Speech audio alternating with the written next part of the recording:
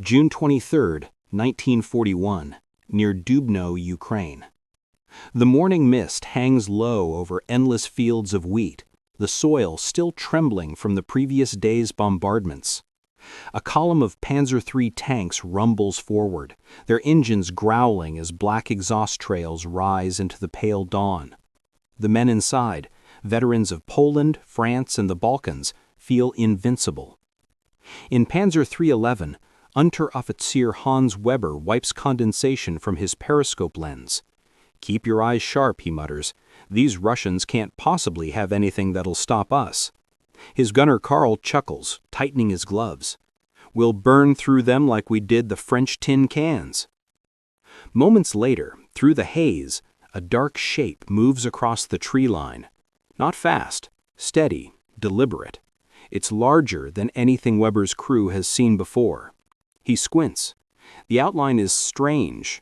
Angled plates, no rivets, a squat turret with a long barrel. It doesn't look real. "That is not a BT," Weber says quietly. The shape stops. A flash bursts from its gun. A thunderous crack. The Panzer beside Weber explodes, turret flung skyward like a toy. Shouts fill the intercom. "Return fire!" Karl shouts, swinging the turret. The armor-piercing round slams into the strange tank's hull and ricochets off harmlessly. Inside, shock turns to disbelief. "It bounced?" Weber stares. The enemy tank pivots smoothly, its diesel engine roaring. Another shot. Another German tank erupts in flames. Radio chatter erupts with panic. "This one's invincible. Our shells can't penetrate." The Wehrmacht had just met the Soviet T-34 for the first time. June 24, 1941, near Brody, western Ukraine. Smoke still clings to the horizon. Burned-out German tanks line the fields, their charred hulls twisted open like the remains of some mechanical beast. The air smells of fuel and scorched metal.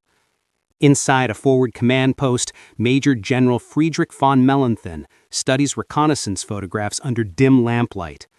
"These can't be right," he says, tapping one with a trembling finger. "Sloped armor, 76mm gun, diesel engine?" His aide nods uneasily. "Confirmed, sir. They're calling it the T-34. Across the front, the pattern repeats. Reports flood in, shells bouncing harmlessly, units ambushed by tanks that seem to glide through mud.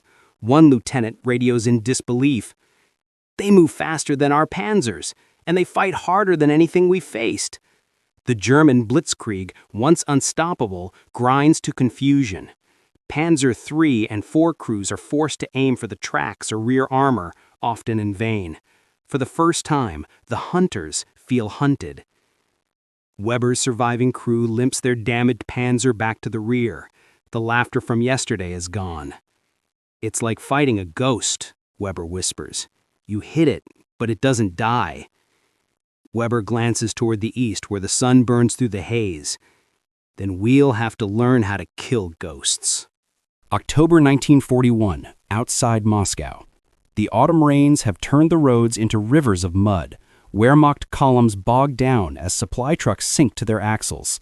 In the distance, the low, rhythmic growl of diesel engines echoes through the mist, the sound every German tanker now fears. Weber peers through his periscope, eyes scanning the forest edge. His hands tremble on the controls. "They're here again," Karl mutters, "the sloped ones." Through the drizzle, a formation of T-34s advances, wide tracks biting easily through terrain that traps the German machines. Their guns flash. German shells strike back but skid away like stones off steel. The Panzer III and Panzer IV were built for speed and maneuver, not brute endurance. Their short-barreled 50mm and 75mm guns can't pierce the Soviet armor except at suicidal range. Many crews now rely on ambushes, luring the T-34s into kill zones where 88mm flak guns wait in concealment. Even so, losses mount. In Berlin, reports reach Heinz Guderian and the Panzerkommission. Panic ripples through the ranks of German engineers. How did the Soviets leap ahead in armor design? Orders come down, capture one intact. Weeks later, a damaged T-34 is recovered near Bryansk.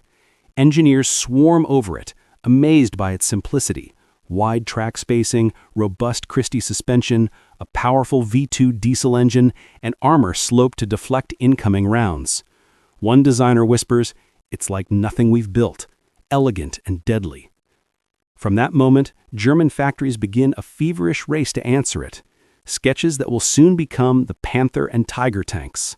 But on the battlefield, the Soviets are already learning, improving, multiplying. Snow begins to fall outside Moscow. The temperature plummets below -30°C. German tanks stall, their engines choking in the cold, while Soviet diesels rumble steadily. Weber pulls his coat tighter and listens to the distant roar of engines growing nearer. The laughter of June feels like another lifetime. The Eastern Front has changed, and Germany's unstoppable war machine has just met its match. Spring 1943, Kursk, Western Russia. A gray dawn crawls over endless steppe.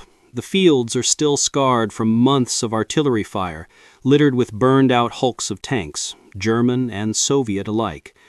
But today, both armies bring something new. Inside his new Panther D, Hans Weber runs his gloved hands across the cold metal of the control levers.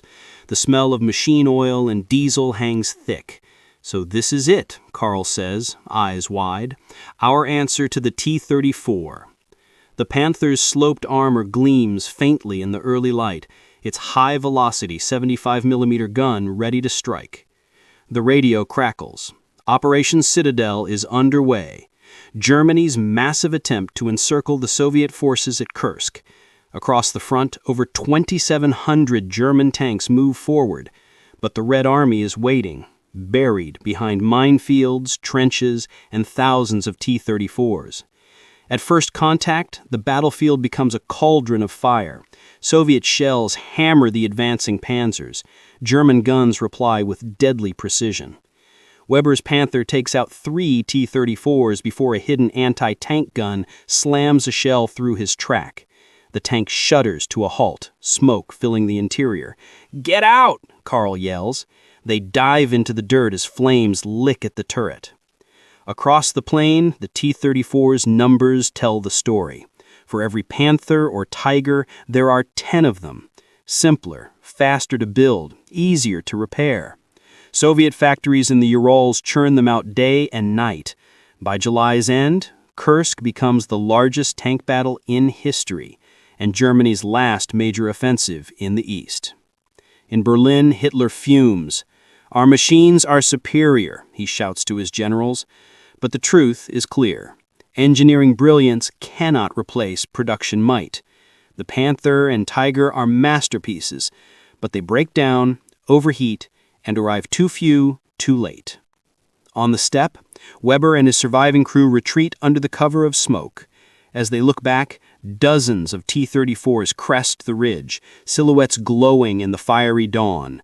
The hunter has become the hunted, and the Eastern Front will never tilt westward again. The laughter of 1941 is gone, buried under steel and snow.